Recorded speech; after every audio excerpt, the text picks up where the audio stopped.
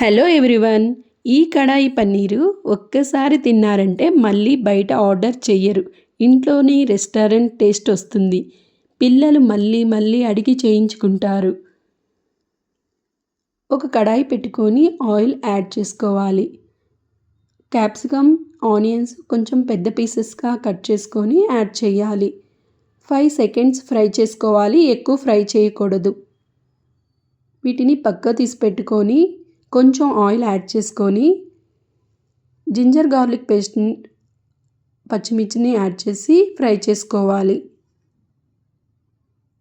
టమాటా paste వేసుకొని పచ్చి వాసన పోయే వరకు కుక్ చేసుకోవాలి. ఇలా ఆయిల్ రిలీజ్ అవుతున్నప్పుడు కారం, పసుపు, గరం మసాలా వేసుకొని ఫ్రై చేసుకోవాలి.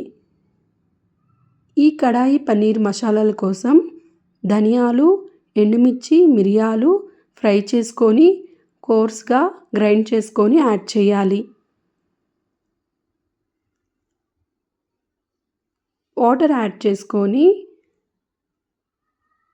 టేస్ట్కి తగినంత సాల్ట్ వేసుకోవాలి. ఇలా బాయిల్ అవుతున్నప్పుడు ముందుగా కాజుని నానబెట్టుకొని పేస్ట్ చేసుకోవాలి. ఆ పేస్ట్ని యాడ్ చేసుకోవాలి.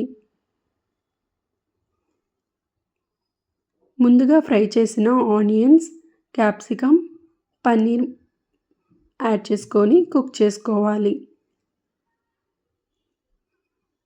మూత పెట్టుకొని మీడియం ఫ్లేమ్లో కుక్ చేసుకోవాలి.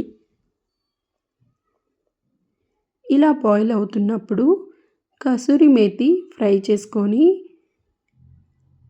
పౌడర్లా చేసుకొని యాడ్ చేయాలి. గీ కానీ బటర్ కానీ ఉంటే యాడ్ చేసామంటే మంచి టేస్ట్ వస్తుంది. లాస్ట్లో కొత్తిమీర యాడ్ చేసుకోండి. ఇది రోటీకి చాలా బాగుంటుంది.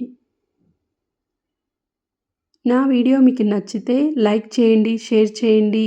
మరిన్ని వీడియోస్ కోసం ఎమ్మీ కిచెన్ని సబ్స్క్రైబ్ చేయండి. Thank you for watching.